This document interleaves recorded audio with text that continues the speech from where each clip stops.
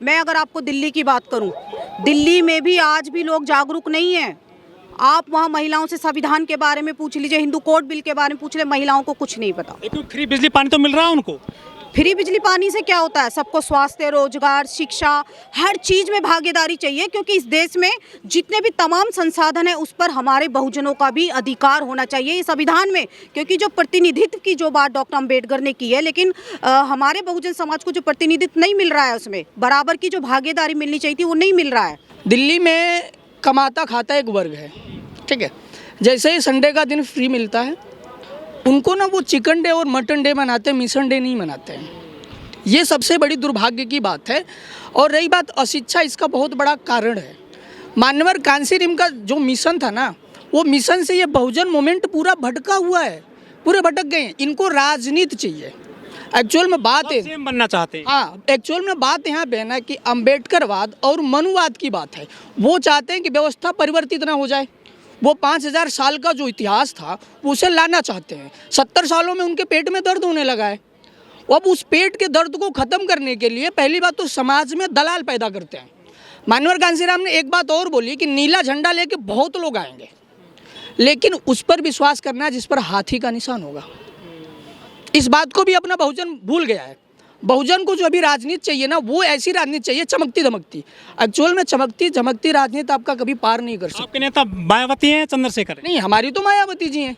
हम तो में क्या खराबी? हाँ, चंद्रशेखर, देखिए चंद्रशेखर संगठन के लिए बेहतर हो सकता है।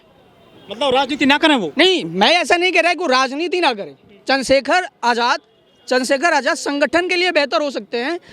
वो अपनी राजनीति के लिए अभी के लिए वो बेहतर नहीं है। इसका एक रीज़न है कि आप जाके राजस्थान में बेनीवाल से संगठन बनाते हैं, जो बेनीवाल आए दिन संविधान विरोधी, दलित विरोधी, बहुजन विरोधी। हाँ, मैं बताता हूँ, सारी चीज़ें बताता हूँ, जो आप पूछेंगे वो बताऊँगा। ये उनके पास जाते हैं जहाँ पे दलित विरोधी गतिविधियाँ चलती हैं, संविधान विरोधी गतिविधियाँ चलती हैं। तो बताइए, अगर हम ऐसे लोगों को सत्ता में लाते हैं, क्या इस बात की गारंटी है कि आने वाले फ्यूचर में समाज को दलाली के दलदल में नहीं ढकेल देंगे?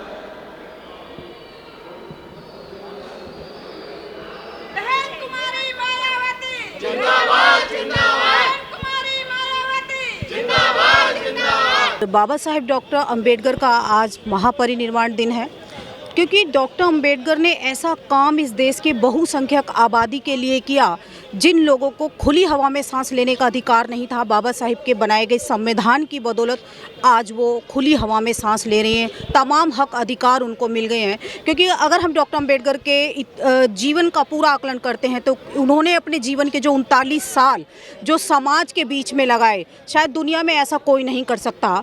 क्योंकि मैं एक बात हमेशा कहती हूँ कि माँ बाप जब तक जीवित होते हैं वो तब तक अपने बच्चों के लिए उनकी रक्षा सुरक्षा कर सकते हैं, लेकिन डॉक्टर अंबेडकर ऐसा काम करके गए कि उनके जाने के बाद उनके द्वारा बनाया गया संविधान और हिंदू कोड बिल आज भी इस देश की बहुसंख्यक आबादी की रक्षा कर रहा है, उनको मान सम्मान स्वाभिमान दे रहा है।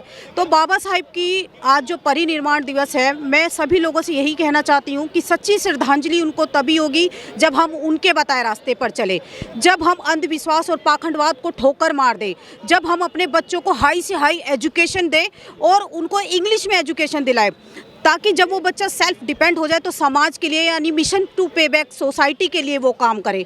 तो सच्ची श्रद्धांजलि उनको यही होगी। लेकिन आज हम लोग देखते हैं, क्योंकि कैडर भी हम लोग जब करने के लिए जाते हैं तो देखते हैं कि जिस व्यवस्था से बाबा साहेब ने हमको बाहर निकाला, आज लोग उसी व्यवस्था की दलदल में घुसे हुए हैं। अंधविश्वास पाखंडवाद आज अपने चरम पर है, उन सब चीज़ों से वो बाहर निकलता हुआ नहीं दिखाई दे रहा है। जो संविधान है पूरी तरह से लागू हुआ है देश में, क्या लगता है आपको? नहीं, संविधान इस देश में पूरी तरीके से लागू नहीं हुआ है, क्योंकि अगर इस देश में संविधान पूरी तरीके से लागू हो गया होता तो ये देश नंबर 1 देश होता।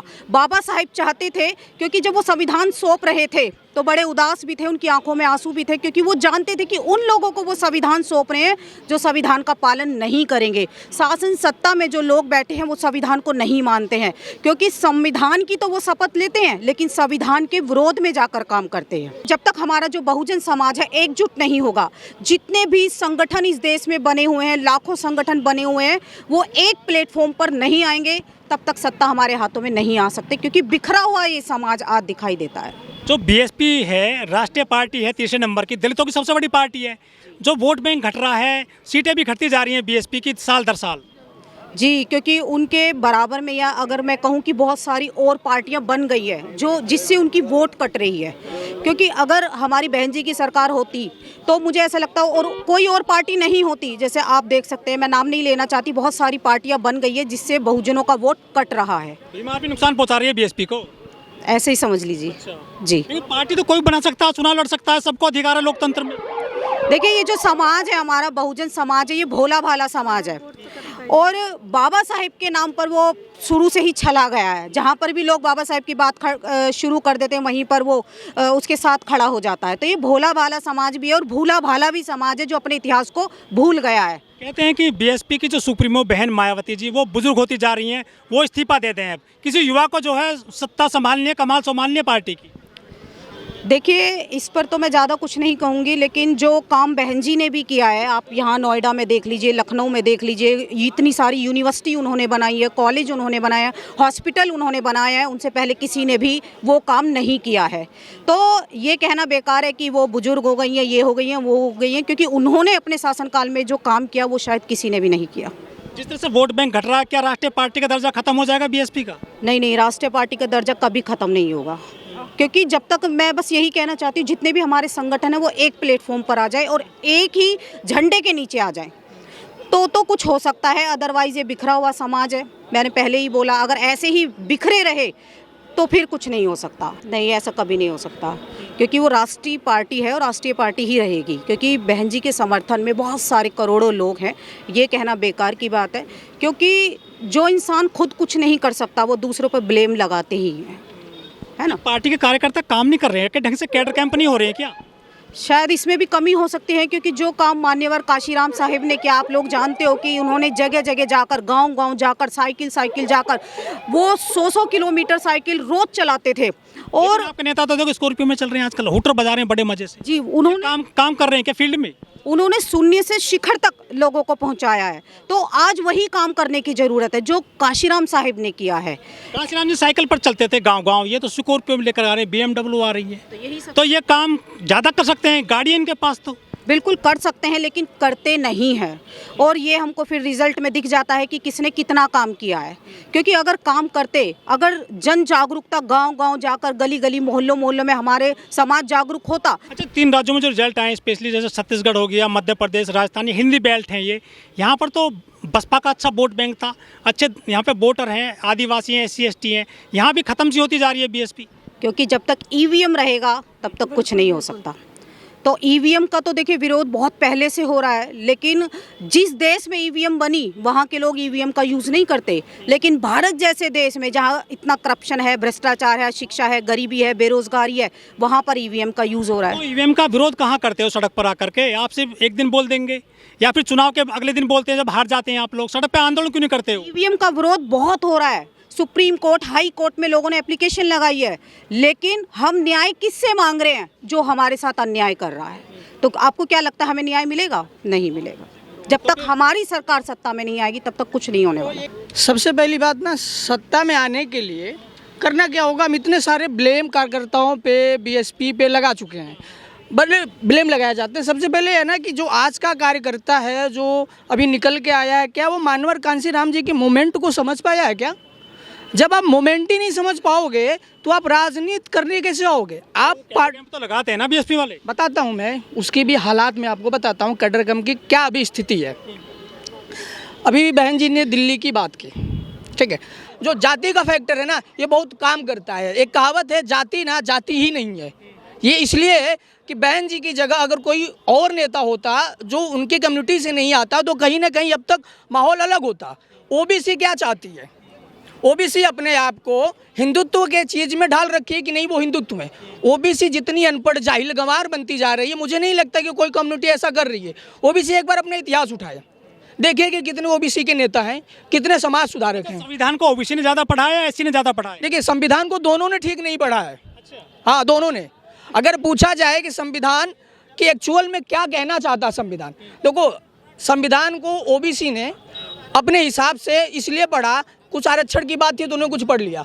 ओबीसी बस एक टैग लगा के चलती है। सबसे ज़्यादा तो महापुरुष तो ओबीसी के हुए हैं। यही तो बता रहा हूँ कि सबसे ज़्यादा दो महापुरुष हैं ओबीसी के हैं, और सारे महापुरुषों का जो मूवमेंट था उसे हमारे बाबा साहेब ने, हमारे क्या वो सबके बाबा साहेब हैं, उसको अपने कंधे पे लेकर एक सही दिशा में ले जाकर कानूनी तरीके से बाध्य कर दिया। ये मजबूर हो गए। लेकिन समस्या यहाँ पे खड़ी है कि जिस संविधान का सहारा लेकर हमें सरकार में आना चाहिए, उसी संविधान का सहारा लेके मनुवाद की जितनी भी सरकारें हैं आती हैं। सबसे पहले हमारा समाज समझ ही नहीं पाता है। आरएसएस को किसने बनाया? कांग्रेस ने। ठीक है, अब कांग्रेस बनी आरएसएस से, सॉरी कांग्रेस से आरएसएस बनी, आरएसएस ने जनता पार्टी बनाई, जनता पार्टी बाद में इधर उधर हो गया, समाज भारतीय जनता पार्टी, ये आपकी बीजेपी बनी। बीजेपी और कांग्रेस ने मिलकर 2012, 13, 14 का जो समथिंग मामला था उसमें ये केजरीवाल को लाके स्थापित करता दिल्ली में। उस वक्त हमारा दिल्ली में वोट 15% था, आज दिल्ली में 1.5% रह गया है। कहीं ना कहीं जनता इस बात को समझ नहीं पा रही, हमारे कार्यकर्ताओं की भी इसमें गलती है, वो डोर टू डोर जा नहीं पा रहे हैं। ठीक है मैम, ये बहुजन कभी सत्ता में आएंगे फिर ये पार्टी खत्म हो जाएंगी, जिस तरह से हिंदी बेल्ट में भी सफाया हो गया है बीएसपी का, छत्तीसगढ़ में, मध्य प्रदेश में, राजस्थान में। सर मैं सबसे पहले ये कहना चाहती हूँ, इंसान को सबसे पहले अपना खुद का आकलन करना चाहिए कि हम क्या कर रहे हैं। अगर मुझे ऐसा लगता है कि कोई भी अगर महापुरुषों को पढ़ता है तो वो चैन से बैठ नहीं सकता। आपने देखा होगा कि बहुत सारे लोगों की आर्थिक स्थिति खराब होने के बाद भी वो जन जागरूकता अभियान चला रहे हैं, क्योंकि मैंने बहुत सारे लोगों को देखा है कि उनकी आर्थिक स्थिति बहुत खराब है। क्योंकि महापुरुषों को पढ़ने के बाद हमारे अंदर एक ऐसा जुनून पैदा होता है कि हम तो जागरूक हो गए, हमारी भी जिम्मेदारी बनती है और लोगों को जगाने की। लेकिन ये उन्हीं लोगों के अंदर होगा जो एक्चुअल में सही तरीके से उनको पढ़ेंगे। अदरवाइज एक पेज पढ़ लिया, 2 पढ़, उससे कुछ नहीं होता, दूसरों को ब्लेम देने से कुछ नहीं होगा। अपने अंदर देखिए आप क्या कर रहे हो, आपने कितने लोगों को समझाया, आपकी वजह से कितने लोग बाहर निकल के आए हैं, ये भी हम लोगों को देखना। हम दूसरों पे ब्लेम नहीं लगाएंगे कि भाई आप क्या कर रहे हो।